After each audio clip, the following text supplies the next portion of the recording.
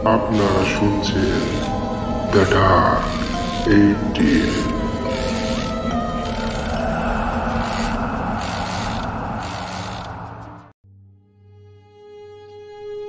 নমস্কার, আমি অরিন্দম। আপনারা শুনছেন দ্য ডার্ক 18। আজ দ্য ডার্ক 18-এর বিশেষ নিবেদন হানা বাড়ির খপ্পরে। রচনা বীরেন্দ্র কৃষ্ণ ভদ্র।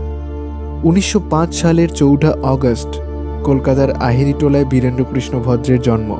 তিনি ছিলেন একজন বিশিষ্ট ভারতীয় বাঙালি বেতার সম্প্রচারক, নাট্যকার, অভিনেতা ও নাট্য পরিচালক। 1930-এর দশক থেকে সুদীর্ঘকাল আকাশবাণী কলকাতায় বেতার সম্প্রচারকের কাজ করেছেন। তিনি সর্বাধিক পরিচিতি লাভ করেন তার মহিষাসুর মর্দিনী নামক বেতার সঙ্গীতালেখ্যটির জন্য। 1991 সালের 3রা নভেম্বর তিনি মৃত্যুবরণ করেন। আজকের গল্পটি শীর্ষেন্দু মুখোপাধ্যায় ও অশোক কুমার মিত্র সম্পাদিত এক বাক্স ভূত এই বইটি থেকে নেওয়া হয়েছে। গল্প শুনে লেখক পরিবার আমাদের সঙ্গে যোগাযোগ করতে পারেন thedark18originals@gmail.com এই মেল আইডিতে। প্রধান চরিত্রে গোবর্ধন, সন্তোষবাবু, কুণ্ডু মশাই, ভূপাল ঘোষাল, দীনেশবাবু, doctor Mukherjee, driver Shibsharan, compounder এবং অপরিচিত ব্যক্তি। শুরু হচ্ছে হানা বাড়ির খপ্পরে।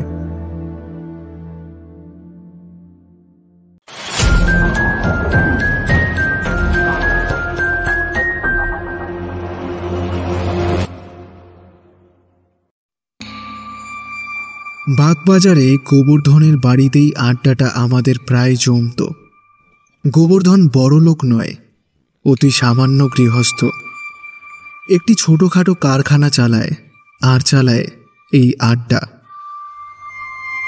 সদা হাস্যময়, রোগা, ছিপছিপে মানুষ। সংসারে আপনজনদের দেশে রেখে একটি বন্ধুর বাড়ির বৈঠকখানা ভাড়া নিয়ে সে থাকে এবং সেই বৈঠকখানায় আড্ডা দিতে আসে হরেক রকমের মানুষ। বড় রাস্তার ঠিক ধারেই ঘরখানি। সন্ধে হতে না হতেই গোবর্ধন ধুনো গঙ্গাজল দিয়ে আড্ডার উদ্বোধন করে। তারপর একে একে লোক জমায়েত হতে থাকে। সেখানে আসে গাইয়ে, বাজিয়ে, উকিল, ব্যবসাদার, ডাক্তার ও আরও নানান ধরনের লোক। বৈঠকখানার একটি কোণে চায়ের জন্য জল চড়ানোই থাকে। মাঝে মাঝে আড্ডাধারীদের পয়সায়, মাঝে মাঝে বা গোবর্ধনের খরচায় চা, মুড়ি, বেগুনি, ফুলুরি আসে। আর সেই বস্তুগুলির সদ্ব্যবহার করতে দুনিয়ার যাবতীয় বস্তু নিয়ে আলোচনা শুরু হয়। গোবর্ধনের সময় সময় চায়ের খরচ বেড়ে যায়, কিন্তু তাতে তার দুঃখ নেই। 5টা লোক এসে তার ভাঙা তক্তপোষে বসে যে গল্পগুজব করে যায়, এতেই তার আহ্লাদ ধরে না। কোনোদিন লোক সমাগম কম হলে সে রাস্তা দিয়ে একটু চেনা মুখ দেখলেই তাকে ধরে এনে বৈঠকখানায় বসায়, চা দেয় ও একটু আড্ডা দিয়ে নেয়। আষাঢ়ের সন্ধে, তার উপর আবার ছুটির দিন। টিপ টিপ করে বৃষ্টি পড়ছে। ঘরের মধ্যে কুণ্ডুমশাই তার নেয়াপতি ভুঁড়িটি নিয়ে ভূপাল ঘোষালের সঙ্গে গীতার চর্চা করছেন। কেষ্ট আর মাখনলাল পাড়ার কবরেজ মশাইয়ের সঙ্গে একজন সিনেমা শিল্পীর পেটের অসুখ হতে কজন ডাক্তার এসে সারাদিন তার বাড়িতে বসেছিল তাই নিয়ে তর্ক জুড়ে দিয়েছে। গোবর্ধন চা করছে, এমন সময় বৃদ্ধ সন্তোষবাবু সেখানে ছাতি নিয়ে ঢুকলেন। সন্তোষবাবু প্রবেশ করতেই সকলে আলোচনা বন্ধ করে তাকে সাদর অভ্যর্থনা জানাতে ব্যস্ত হয়ে উঠলেন। ব্যস্ত হওয়ার কারণ ছিল, সন্তোষবাবু এলে আড্ডাটা জমত খুব। যেহেতু সন্তোষবাবু এমন সব উদ্ভট খবর আনতেন যা কেউ বিশ্বাস করতো না মোটেই, কিন্তু মজাদার বলে সেগুলো শুনতে ভালোই লাগতো সবারই। নবাগত কোনো লোক এলে কিন্তু তার পক্ষে বিভ্রান্ত হয়ে পড়া ছাড়া কোনো উপায় ছিল না। কারণ সন্তোষবাবুর হৃষ্টপুষ্ট চেহারা, গাম্ভীর্য ও প্রাচীন বয়সের একটা ব্যক্তিত্ব লোককে বুঝতেই দিত না যে বক্তা যা বলছেন তা সবই গাঁজাখড়ি গল্প। এর মধ্যে সত্যের ভাগ আদৌ আছে কি না সন্দেহজনক। বিশ্বাস না করলেও সময় সময় অবিশ্বাস্য ব্যাপার শুনতে ভালোই লাগে এবং তাতে আড্ডাটাও জমে ওঠে। তাই আড্ডার একটি স্তম্ভ ছিলেন এই ভদ্রলোক। তবে সময়ে সময়ে সন্তোষবাবু এমন মাত্রাতিরিক্ত আজগুবি কাহিনী ফাঁদতেন যা শুনলেই বোঝা যেত ডাহা বাজে এবং সন্তোষবাবুর সকপল কল্পিত। কিছুদিন আগে তখন আসামে নাগাদের খুব উৎপাত চলছে। সেই সময় একদিন অতি গম্ভীর মুখে সন্তোষবাবু আড্ডায় প্রবেশ করলেন। গোবর্ধন জিজ্ঞাসা করলে, কি ব্যাপার কি সন্তোষবাবু, আজ এত গম্ভীর কেন? সন্তোষবাবু চেয়ারে গা এলিয়ে দিয়ে বলে উঠলেন, আর গম্ভীর, অবস্থা খুব গুরুতর, নাগারা বোধহয় এসে পড়ল। কেষ্ট জিজ্ঞেস করলে, কোথায় আসছে মশাই? আসামে? সন্তোষবাবু ভ্রু কুঞ্চিত করে বলে উঠলেন, আসামে হলো তো বাঁচা যেত, খাস কলকাতায় পাকিস্তানিদের নিয়ে ঢুকে পড়বার চেষ্টা করছে। 7-8 দিনের মধ্যে যে কি হবে বোঝা যাচ্ছে না। কুণ্ডুমশাই তাকিয়া ঠেস দিয়ে এতক্ষণ বসেছিলেন। সন্তোষবাবুর কথা শুনে একটু মুচকি হেসে জিজ্ঞেস করলেন, খবরটা কি আপনাকে টেলিগ্রামে কেউ দিয়ে গেছে নাকি? সন্তোষবাবু বিরক্ত হয়ে বলে উঠলেন, টেলিগ্রামে কেন দেবে? খাস মিলিটারি ডিপার্টমেন্টের খবর মশাই, গভর্নমেন্ট খুব ভাবিত হয়ে পড়েছে। কুণ্ডুমশাই সে কথা শুনে হো হো করে হেসে উঠলেন।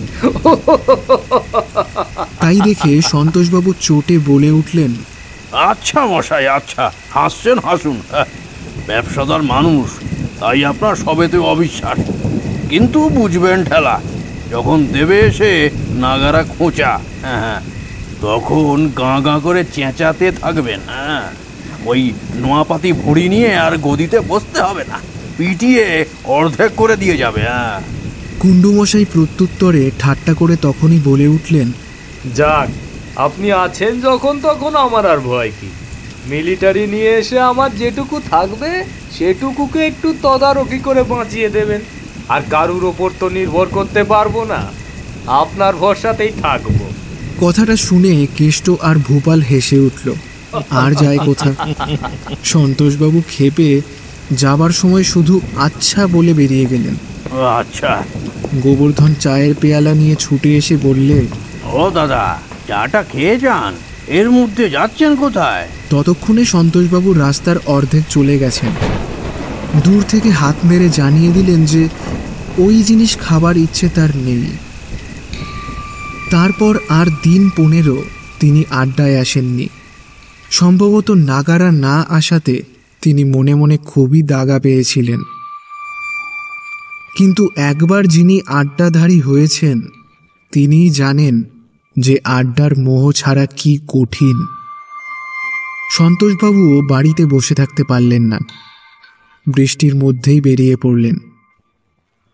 তিনি আসতেন অনেক দূর থেকে, কিন্তু আষাঢ়ের এই বর্ষার সন্ধ্যায় আড্ডা ছেড়ে বাড়িতে পড়ে থাকা মানে নির্বাসনের সামিল।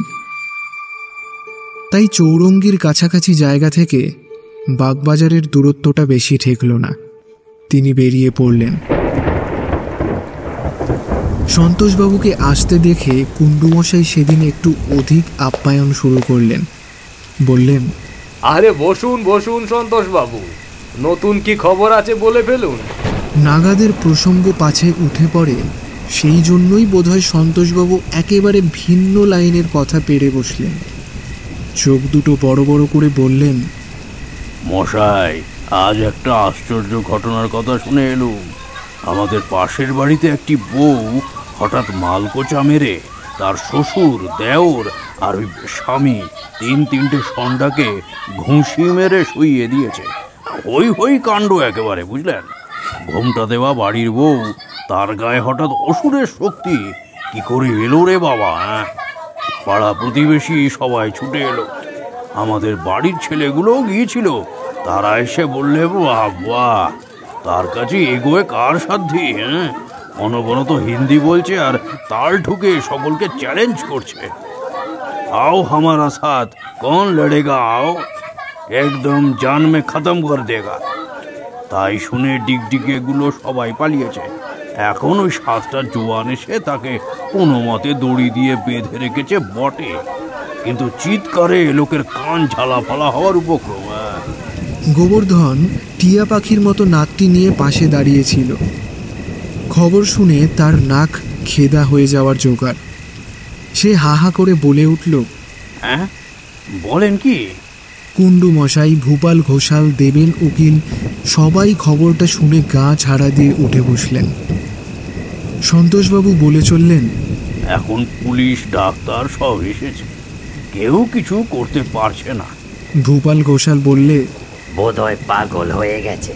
পাগলের গায়ে বায়ুর প্রকোপ খুব জোর হয় শুনেছি। কুণ্ডু মশাই হেসে বলে উঠলেন,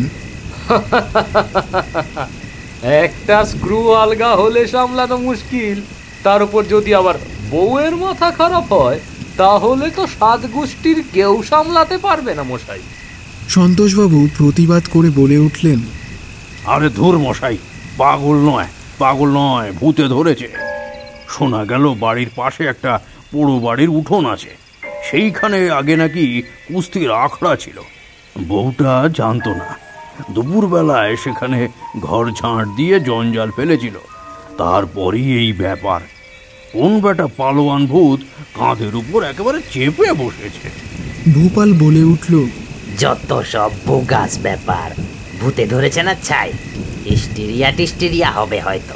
সন্তোষবাবু কথাটায় আহত হয়ে বলে উঠলেন, জানি আমি বললেই সেটা বোগাস ব্যাপার আপনারা উড়িয়ে দেবেন, কিন্তু এ আর অপরের মুখ থেকে উড়ো খবর শুনে আসা নয়, খাস আমার বাড়ির পাশে সচক্ষে দেখে আসা খবর। একে বোগাস বলেন তো আমি আর কি বলবো বলুন? বিশ্বাস না হয় আমার সঙ্গে গিয়ে দেখবেন, চলুন। মেয়ে ছেড়ে কি চোখ পাকিয়ে একটা রদ্দার সবাইকে কাত করে ফেলছে। কুণ্ডু মশাই হঠাৎ সন্তোষবাবুকে সমর্থন করে বলে উঠলেন, না, আজকের ঘটনাটা অবিশ্বাস করার মতো নয় ভূপা। এরকম হতে পারে। ভূতের ভর হলে অতি প্যাংলা লোক থরহরি কাঁপিয়ে দিতে পারে। বউটাকে হয়তো ভূতেই ধরেছে। ভূপাল তাচ্ছিল্যের হাসি হেসে বলে উঠল, দর ভূত সব বাজে। ভূত যদি থাকেও তাহলে সে কখনো মানুষের অনিষ্ট করতে পারে না, কারণ তোমার আমার মতো দেহ ধারণের ক্ষমতা তো তাকে ভগবান দেননি। সন্তোষবাবু একটু উচ্চ স্বরে বললেন, দেহ ধারণ না করেও তারা অন্য দেহের ভেতরে ঢুকতে পারে না বলছেন? ভূপাল নির্বিকারভাবে বললে, আমারও তাই ধারণা। ভূত মানেই মনের ভুল। চিরকালের সহজাত সংস্কার থেকে মানুষের মনে ভয়ের উৎপত্তি হয়। তাই থেকে মানুষের মনে নানা ক্রিয়া প্রতিক্রিয়া ঘটতে থাকে। লোকে সেইটাকেই ভূতে ধরেছে বলে। আসলে ওটা মনের একটা বিকৃত অবস্থা, বুঝলে? গোবর্ধন এতক্ষণ কোনো কথা কয়নি। সে কিন্তু এবার বলে উঠল, না ভাই ভূপাল, মনের অবস্থার সঙ্গে এর কোনো সম্পর্ক নেই, কারণ আমি কয়েকটা ঘটনা জানি ছক ভূতের ব্যাপার।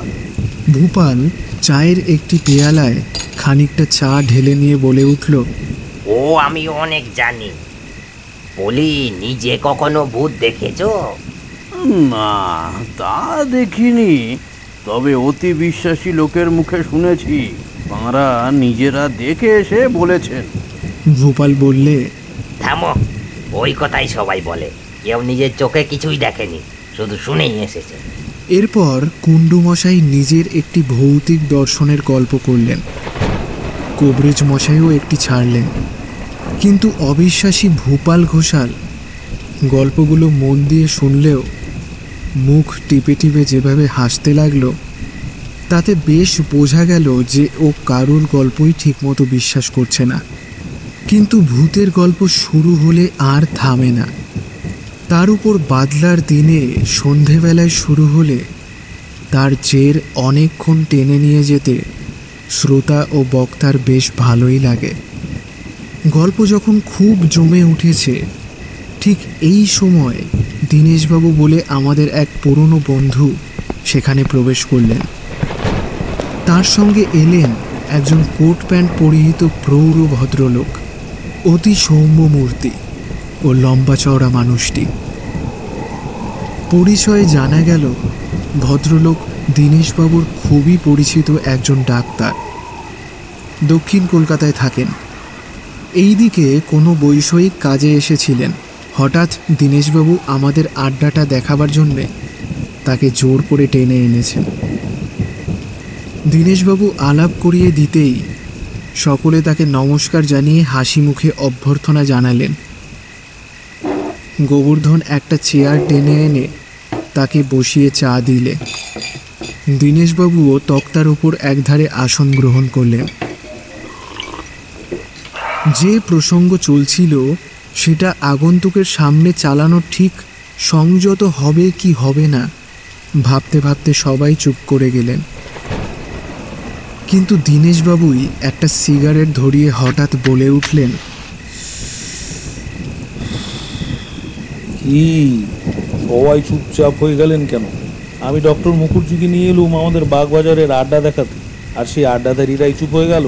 গোবর্ধন সহাস্য বদনে বলে উঠল, না না, এই আজে বাজে ভূতের গল্প হচ্ছিল, আপনারা আসতে। গোবর্ধনকে কথা শেষ না করতে দিয়েই দীনেশবাবু বলে উঠলেন, আরে এ তো খুব ভালো বিষয় নিয়ে আলোচনা হচ্ছিল, থামলে কেন? চালাও। সেই সময় ভূপাল হঠাৎ বলে বসল, না না না, ওসব কি আজে বাজে কথা, ওই নিয়ে শুধু সময় নষ্ট করে লাভ নেই। তার চেয়ে পলিটিক্স নিয়ে আলোচনা ঢের ভালো, সময় না কাটলেই লোকে ওই ভূতের গল্প করে, বুঝছেন না? দীনেশবাবু গম্ভীর হয়ে বললেন, ভূপাল, তুমি ভূত বিশ্বাস করো না মোটেই? ভূপাল সহাস্যে বললে, বিলকুল না। দীনেশবাবু ডাক্তারবাবুর মুখের দিকে একবার চেয়ে বলে উঠলেন, এ বলে কি মশাই? আপনার সেই কাহিনী শুনলে তো এরা থ হয়ে যাবে। ডাক্তার মুখার্জি ও প্রসঙ্গ চাপা দেবার অভিপ্রায় বলে উঠলেন, না না, ওসব বিশ্বাস না করাই ভালো। কেন আবার ওসব আলোচনা? অন্য বিষয় চলুক না। দীনেশবাবু বললেন, না মশাই, এরা ভূত বিশ্বাস করে না, এ তো মেনে নিতে পারা যায় না। আপনি অন্তত তা স্বীকার করবেন না নিশ্চয়ই? ডাক্তার মুখার্জি একটু চিন্তিতভাবে বলে উঠলেন, দেখুন, ভূত সত্যি আছে কি নেই ঠিক বুঝি না। বিজ্ঞান ও যুক্তি বলে ওসব নাকি মানুষের চোখের ভ্রম, কিন্তু আবার ব্যক্তিগত অভিজ্ঞতায় দেখি উল্টো এক রহস্য। হয়তো ভুলই হবে, কে জানে, ও সত্যিই হয়তো একটা মিস্ট্রি। যাক, ও প্রসঙ্গ থাক। ডাক্তার মুখার্জির কথা বলার ধরনে সকলেই বুঝতে পারলে একটা কি ব্যাপার তিনি চেপে যেতে চাইছেন। তাছাড়া দীনেশবাবু ঘরে ঢুকেই বলেছিলেন যে সে ব্যাপার শুনলে থ হয়ে যাবে। সে কথা শোনা অবধি সবারই কৌতূহল বেড়ে উঠেছিল খুব। কুণ্ডুমশাই, সন্তোষবাবু, গোবর্ধন, ভূপাল ঘোষাল পর্যন্ত যখন ডাক্তারবাবুকে সেই কাহিনী বলার জন্য পীড়াপিড়ি শুরু করে দিলে, তখন ডাক্তার মুখার্জি বাধ্য হয়ে সেই কাহিনী বলতে আরম্ভ করলেন। ডাক্তার মুখার্জি বললেন, দেখুন, ভূত আমি কোনোদিনই বিশ্বাস করতুম না, আজও যে পুরোপুরি করি তাও নয়।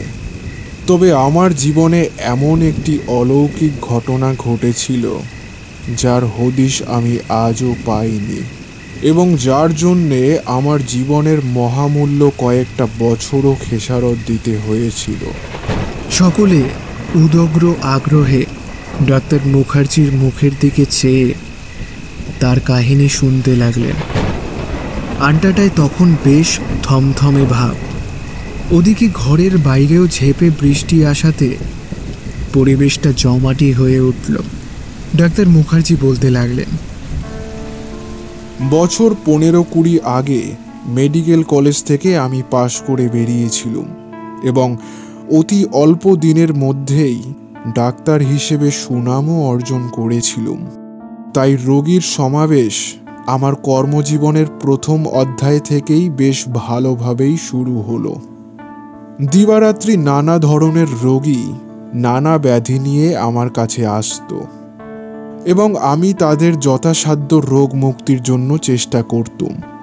বোধহয় নিরাময় সংখ্যা বেশি হওয়াতেই সকাল সন্ধে নানা স্থান থেকে আমার ডাক আসতো। অনেক সময় বাধ্য হয়েই বলে দিতে হতো যে যাবার সময় হবে না, আপনারা অন্য কোনো চিকিৎসককে ডাকুন। তাতে লোকে ক্ষুণ্ণ হতো ঠিকই, কিন্তু কোনো উপায় ছিল না। সকলে বলে উঠল, বটেই তো। ডাক্তারবাবু আবার বলতে শুরু করলেন, আমার বাড়ি আর ডিসপেন্সারি ছিল ভবানীপুরে।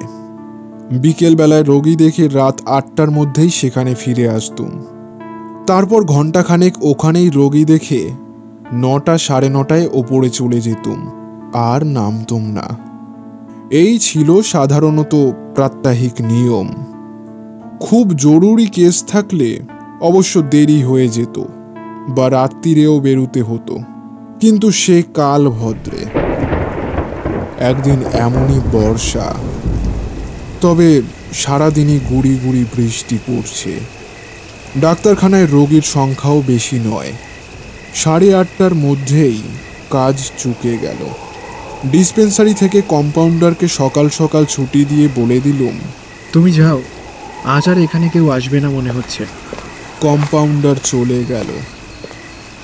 সেদিনের খবরের কাগজটা একটু চোখ বুলিয়ে নিয়ে ওপরে উঠে যাব ভেবে আমি কাগজটা পড়ছি। এমন সময় হঠাৎ একটা লোক ডিসপেন্সারির বাইরে দাঁড়িয়ে আমায় ডেকে বললে, ডাক্তারবাবু, একটু দয়া করে যদি আমাদের বাড়ি আসেন বড় ভালো হয়। আমার এক আত্মীয় মরো কোনো ডাক্তার পাচ্ছি না, একবার চলুন। বাইরে যেখানে লোকটি দাঁড়িয়েছিল সেখানটায় আলো তত স্পষ্ট ছিল না।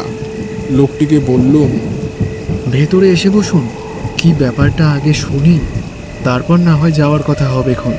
লোকটি অনুনয় করে বললে, তার একটি পা খোঁড়া, বেশি উঁচু নিচু করলে কষ্ট হয়, তাই তাকে মাপ করতে হবে।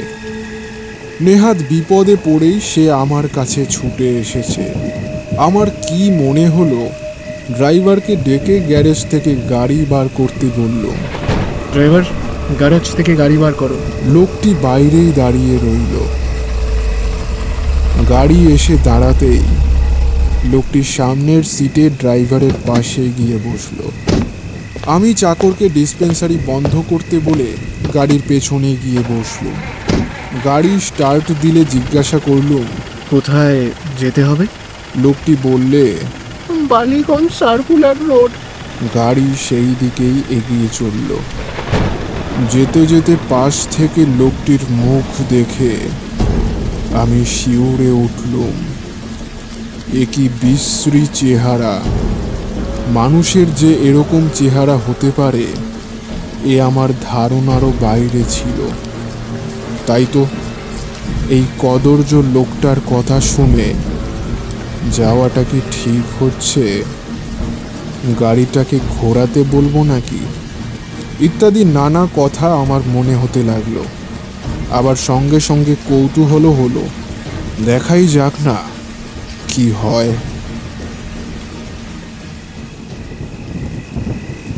সন্তোষবাবু এই সময় বলে উঠলেন, ও, আপনার তো সাহস আছে মশাই।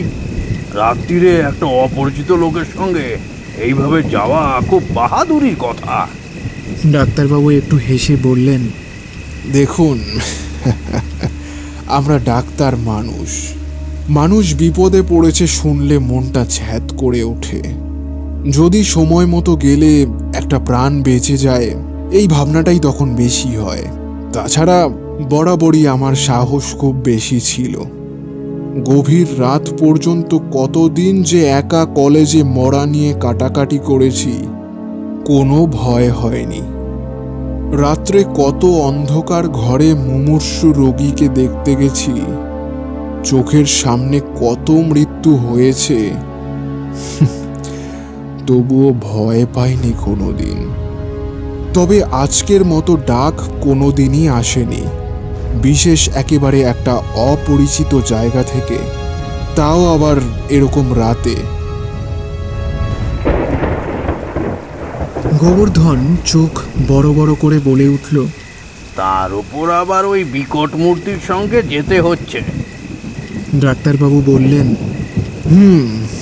তা যা বলেছেন, তবে আমার মনের জোরটা ছিল খুবই বেশি, সেই জন্যে ওকেও গ্রাহ্যের মধ্যে আনলুম না, চুপচাপ বসে রইলুম গাড়িতে। তখন বালিগঞ্জ সার্কুলার রোডে এত বাড়ি ছিল না, অধিকাংশ জায়গায় ছিল ডোবা আর জঙ্গল। দূরে দূরে বড় বড় লোকের এক একটা বাড়ি, তাও রাস্তার ওপরে নয়, সামনের অনেকখানি ছাড়া জায়গার পর। রাস্তার আলো এত দূরে দূরে যে হেডলাইট জ্বালিয়ে ছাড়া গাড়ি নিয়ে এগোনো মুশকিল। জনহীন অন্ধকার পথ দিয়ে ঘুরে ঘুরে একটা বাগানের সামনে লোকটা গাড়ি রাখতে বলে নামলে। আমিও তার পিছু পিছু চলতে লাগলুম। বললুম, এখানে আলো টালো বেশ দেখছি। লোকটি শুধু অস্ফুট স্বরে জবাব দিলে। হ্যাঁ। আমার কিন্তু তখন মনটা বেশ দমে গেছে। ভাবলুম, তাই তো, লোকটার সঙ্গে রাত্রিবেলা এসে বোধহয় ভালো করলুম না। কি জানি ওর মনে কি আছে, গুন্ডা ডাকাতও হতে পারে। অবশ্য দু একজন আক্রমণ করলে সামলাতে পারবো, কিন্তু অজানা জায়গায় রাতের অন্ধকারে যদি বেশি লোক আসে তাহলে। পকেট হাতড়ে দেখলুম একটা ছুরি আছে, আর আছে একটা টর্চ। তাড়াতাড়ি দুটো জিনিসই দু হাতে বাগিয়ে ধরে টর্চটা জেলে ফেললুম। কিন্তু দুর্ভাগ্য এমনই যে তার ব্যাটারির শক্তি প্রায় নিঃশেষিত হয়ে এসেছে তখন। অতি মিটমিট করে আলো বেরোতে লাগলো তা থেকে। তাই জ্বালিয়ে লোকটির অনুসরণ করলুম। বাগানের শেষ প্রান্তে একটি জীর্ণ প্রকাণ্ড বাড়ি, কিন্তু সমস্ত চুপচাপ, একটা আলো জ্বলছে না কোথাও। তখন আমার সত্যি গাটা কেমন ছমছম করতে লাগলো। যাক, দেখি কদ্দূর কি হয় বলে সেই লোকটাকে অনুসরণ করতে করতে একটা প্রকাণ্ড ভাঙা সিঁড়ির সামনে এসে পড়লুম। নির্বাক সঙ্গীটি অন্ধকারেই তরতর করে ওপরে দোতলায় উঠে গেল। আমি টর্চের ক্ষীণ আলোয় ধীরে ধীরে পা ফেলে ওপরে উঠে গিয়ে একটা বারান্দার সামনে গিয়ে দাঁড়ালুম। বারান্দার মধ্যিখানে একটা হল ঘরের দরজা। মনে হলো সেই প্রকাণ্ড হলটার শেষ দিকে মিটমিট করে একটা পিদিম জ্বলছে, আর তারই পাশেতে একজন কে আপাদমস্তক মুড়ি দিয়ে পড়ে আছে। যাই হোক, সেই রোগী কিনা কে জানে। আবার মনে হলো, খুনটুন হয়নি তো? শেষকালে আমাকে ফ্যাসাদে ফেলবার জন্য হয়তো কোনো ষড়যন্ত্র করে নিয়ে এসেছে। এ তো মহা বিপদে পড়লুম। কি করি তখন ভেবে পাচ্ছি না। বর্ষার ঝিমঝিম শব্দ ছাড়া মানুষের কণ্ঠের একটি আওয়াজও কোথাও নেই। আর লোকটি যে দোতলায় উঠে কোথায় গেল তারও কোনো হদিশ পেলুম না। তখন আমার শরীরে কুলকুল করে ঘাম দেখা দিয়েছে, কিন্তু তবুও জোর করে মনে সাহস আনবার চেষ্টা করছি আর ডাকছি, ও মশাই, কোথায় গেলেন? ও মশাই, কেউ কি আছে? কেউ আছে? কোনো সাড়া নেই কারুর। ও মশাই, ঠিক এই সময় আবার টর্চের আলোটুকুও নিভে গেল। কেউ কি আছে? আমি তখন বুঝতে পারছি না যে এটা স্বপ্ন দেখছি না। বিংশ শতাব্দীতে কলকাতার এক প্রান্তে একটি ভাঙা বাড়িতে অসহায় নির্বান্ধব অবস্থায় একটি মাত্র জীবিত মানুষ আমি দাঁড়িয়ে আছি। সমস্ত শরীর তখন ঠক ঠক করে কাঁপছে। কেবল মনে হচ্ছে চতুর্দিক থেকে যেন অশরীরী মানুষেরা চাপা সুরে ফিসফাস কথা কইতে কইতে চলে যাচ্ছে। আবার তারপরেই মনে হলো, ধুর, এসব মনের ভুল, নিজের মনের ভয়ের ছায়া। আসলে কোনো দুষ্টু লোকের পাল্লায় পড়েছি আমি। তবুও একবার ডাক দিই। কেউ কি আছে? ডাক দিলুম, কিন্তু সে লোকটা কোনো সাড়া দিলে না। আমার গলার আওয়াজ শুনে হলঘরের মধ্যে সেই কম্বল ঢাকা লোকটি শুধু ক্ষীণ কণ্ঠে বললে, ডাক্তারবাবু, ডাক্তারবাবু এসেছেন? আসুন, এখানে আসুন, আমাকে আমাকে একটু দেখে যান তো। মানুষের কণ্ঠের সেই ক্ষীণ আওয়াজ পেয়ে আমি যে কি স্বস্তি পেলুম তা বলতে পারি না। সমস্ত ভয় আমার নিমেষে দূর হয়ে গেল। মনে হলো ওই অসহায় রোগী আমার আজকের দিনের শ্রেষ্ঠ বন্ধু। দ্রুত পদে আমি হলঘরের প্রদীপের কাছে এগিয়ে গিয়ে রোগীর সামনে দাঁড়িয়ে দেখলুম লোকটি আপাদ মস্তক কম্বল মুড়ি দিয়ে পড়ে আছে। এর ভেতর থেকে কি করে কথা বললে তাই তো বুঝতে পারছি না। কাছে কোনো বসবার টুল বা চেয়ারও ছিল না। উবু হয়ে বসে জিজ্ঞাসা করলুম, কি কি হয়েছে আপনার, বলুন তো। কম্বলের ভেতর থেকে একটু বিকৃত স্বরে আওয়াজ এলো, কি হয়েছে জানি না, একবার একবার নাড়িটা দেখুন তো। বলেই সে একটি শীর্ণ হাত কম্বলের পাশটা থেকে বাড়িয়ে দিলে। আমি তখনও বিশেষ লক্ষ্য করিনি যে হাতটি ধরতে যাচ্ছি সেটি কি, কিন্তু হাত ধরেই আমি চমকে উঠে পিদিমের আলোয় দেখলুম এ কার হাত? এ যে কঙ্কাল। শুধু চর্মহীন সাদা সাদা হাড়ের আঙুল আর কবজি আমার দিকে তুলে ধরেছে।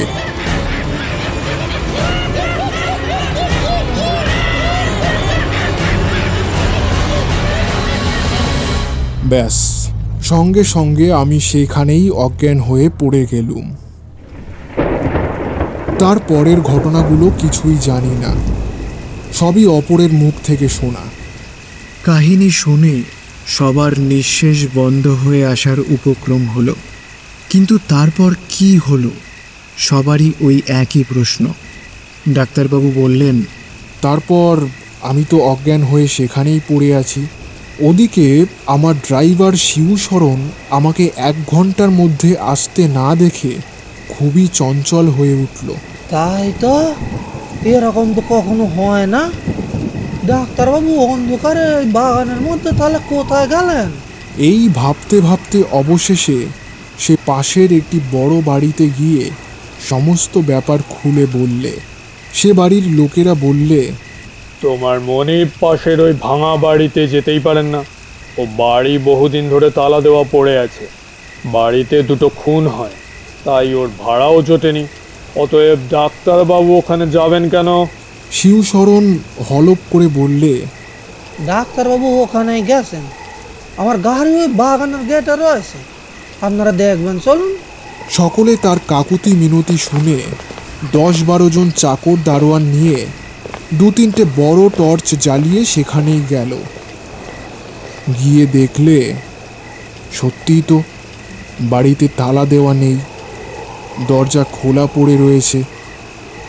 তখন তারা একটু অবাক হয়েই সিঁড়ি দিয়ে দোতলায় উঠে গেল। হলঘরে ঢুকেই তারা দেখলে আসবাবহীন শূন্য সেই কক্ষে শুধু আমি একা অজ্ঞান হয়ে পড়ে আছি। এরপর আমায় ধরাধরি করে সকলে বাড়ি নিয়ে আসে। শুনেছি 3-4 দিন আমার কোনো জ্ঞানই ছিল না। তারপর ধীরে ধীরে জ্ঞান ফিরে এলেও প্রায়ই আমি অজ্ঞান হয়ে যেতুম। তারও কিছুদিন পরে ভালো হয়ে উঠলেও আমার স্মৃতিশক্তি একেবারে নষ্ট হয়ে গেল। বাইরে থেকে সুস্থ দেখালেও মনে মনে কীরকম অস্বস্তি বোধ করতুম, কিন্তু কাউকে কিছু না বলে চুপচাপ থাকতুম। এখানকার চিকিৎসকেরা দেখে ফতোয়া দিলেন যে মেলাঙ্কোলিয়া বা বিষাদ রোগে ভুগছি আমি। কাজকর্ম আবার শুরু করলেই ধীরে ধীরে ভালো হয়ে যাবে। সকলে আমায় ডাক্তারখানায় বসবার জন্য জেদ করতে লাগলো, কিন্তু আমার সেখানে বসবার আর ইচ্ছে হলো না। বাড়িতে আমার এক ভাইপো সবে ডাক্তারি পাশ করেছে। সে বললে, কাকা চলো, বরং তুমি আর আমি দুজনে মিলে রোগী দেখব। একদিন সে কোথায় বেরিয়ে গেছে। তখন দুজন রোগী বুকের অসুখের চিকিৎসা করতে আমার কাছে এলো। আমি পরীক্ষা করে তাদের দুজনকে প্রথমে একটা মিক্সচার খাবার জন্য ব্যবস্থাপত্র লিখে দিয়ে বললুম, কম্পাউন্ডারকে এই প্রেসক্রিপশন দেখান, দিয়ে দেবে। রোগীরা প্রেসক্রিপশন নিয়ে কম্পাউন্ডারকে দিয়ে এলো, বললে একটু পরে নিয়ে যাবে। তারপর আরও কয়েকজন রোগীকে দেখে ব্যবস্থাপত্র লিখে দিলুম। খানিকক্ষণ পরে কম্পাউন্ডার হন্তদন্ত হয়ে ছুটে এসে আমায় পাশের ঘরে ডেকে নিয়ে বললে, ডাক্তারবাবু, আপনি কি করছেন? প্রত্যেকটি খাবার ওষুধের সঙ্গে যেসব ওষুধ মিশিয়ে দিতে বলেছেন সেগুলো তো প্রত্যেকটি সাংঘাতিক বিষ। কি করে দেওয়া যায়? তখন আমি আরও ভয় পেয়ে গেলুম।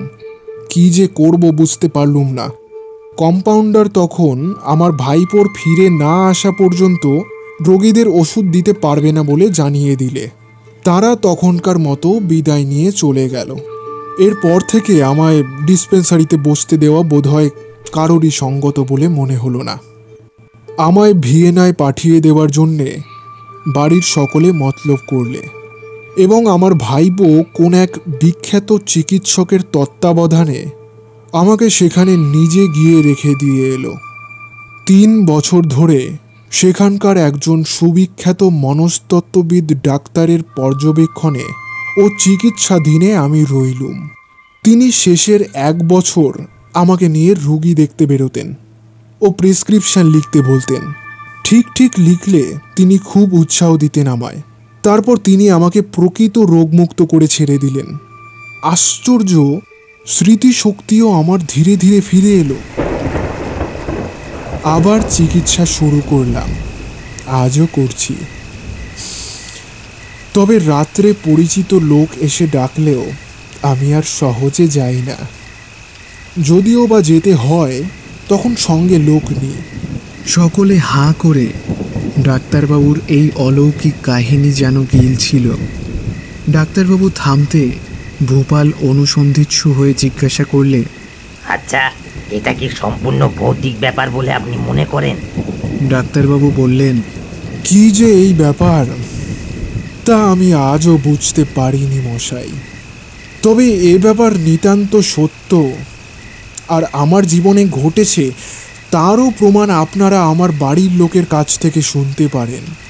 শিবশরণ ড্রাইভারও রয়েছে, সেও অনেকটা বলতে পারে। এ ভৌতিক কিনা জানি না, তবে অলৌকিক। দীনেশবাবু এই সময় বলে উঠলেন, যাক ভাই, এ নিয়ে আর তোমরা বেশি মাথা কামিও না। শেষকালে তোমাদেরও হয়তো ভিয়েনায় যেতে হতে পারে। সকলে হেসে উঠল। বাইরে তখন বৃষ্টি ধরে গেছে। শুনছিলেন হানাবাড়ির খপ্পরে, রচনা বীরেন্দ্র কৃষ্ণ ভদ্র, গোবর্ধন এবং সন্তোষবাবুর চরিত্রে পার্থ অরণ্যদেব মুখার্জি, কুণ্ডুমশাই ও ভোপাল ঘোষালের চরিত্রে অভিষেক দুবে, দীনেশবাবুর চরিত্রে অনুপম নন্দী, কম্পাউন্ডার কেষ্টদা, ভাইপো, জনৈক প্রতিবেশী ও ড্রাইভার শিবশরণের চরিত্রে সায়ন আনন্দ সেনগুপ্ত। গল্প পাঠে ও ডাক্তার মুখার্জি, অপরিচিত ব্যক্তি, মুমূর্ষ রোগীর চরিত্রে আমি অরিন্দম, এবং পরিকল্পনা ও পরিচালনা, গ্রাফিক ডিজাইন, সাউন্ড এফেক্ট, শব্দগ্রহণ ও এডিটিংয়ে আমি অরিন্দম। আরও একটি রোমাঞ্চকর গল্প শীঘ্রই অপেক্ষা করছে আপনার জন্য। সকলে ভালো থাকবেন। ধন্যবাদ।